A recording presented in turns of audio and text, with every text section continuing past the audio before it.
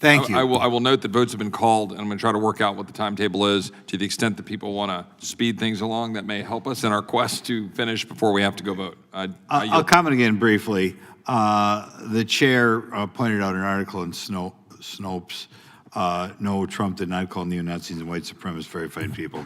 I would have thought that was so well known by now that the only reason people would say that is they knowingly lied, and I think they should be called out for knowingly lying. Second thing in general, we talk about hate speech or hate crimes, and I think, well, I'm not sure either should be sanctioned outside of the crime itself or outside of the speech itself. Do you, any of the witnesses, we can start with you, Mr. O'Neill, should there be something as hate speech or a sanction against something called hate speech, or should there be crimes with a separate penalty if it's a hate crime as opposed to a crime? I'm not here to testify on the specifics of hate crime law. Any of you guys have a comment? I believe we should focus on behavior and not ideology and not beliefs. Nobody wants to answer the question. I guess More speech is a good thing. Yeah, hate speech is protected speech in the Constitution, and then also speech that calls out hate speech must be protected. Well, at least you got the most conservative answer, I guess.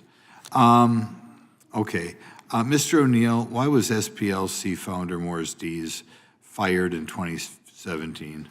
Yeah, it's an interesting thing you bring that up. It was 2019. This is something our friends on the other side of the aisle seem not to remember. I think Mr. Cohen praised Morris Dees, but Morris Dees had long-standing accusations of racial discrimination and sexual harassment. It was in the context of that scandal that he was fired, that Richard Cohen, the long-term president of the SPLC, resigned, and that the SPLC began the process of unionization, which led to accusations of union busting last year and the ouster of their most recent president, Margaret Wong. Okay, so it's accurate to say that I guess you can describe SPLC about 5 years ago as just a big money-making racket. Is that true? I would continue to describe it that way. I mean, not just. It does do a few other things besides falsely defame conservatives and raise money by doing so. But that is the main proposition, value add, if you What's their will, to the endowment? donors. About $700 million, right? What? Their endowment's about $700 million. Yeah, $786 million. Okay.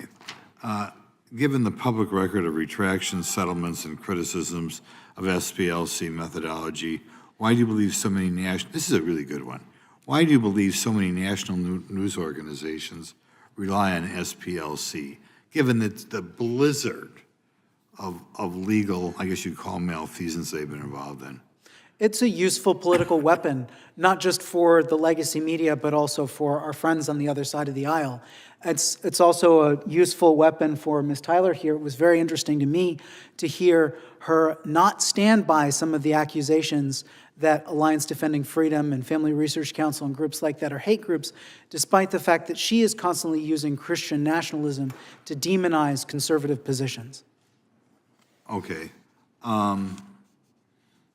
I tell you what, we're not running out of time. Why don't we'll give it back to you, Mr. Chairman. You can take the 2 minutes. I will yield the time, if the gentleman's fine, yielding time, and I'll recognize the gentlelady from California.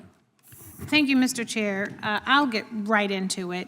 Ms. Tyler, historically, the U.S. government has not targeted conservative groups. It has targeted civil rights organizations like the NAACP, like Dr. King, like the Black Panthers, often labeling them as extremist or dangerous to justify surveilling them. Would the gentlelady pause for 1 second? I apologize for interrupting her. I'll make up the time. Can I ask the witnesses real quick? We're trying to figure out votes. Votes have been called on the floor.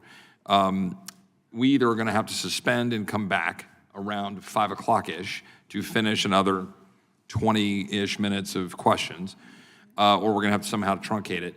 Are the witnesses able to stay and finish out at 5 for like 30 minutes if that's what we have to do? Yes? Okay.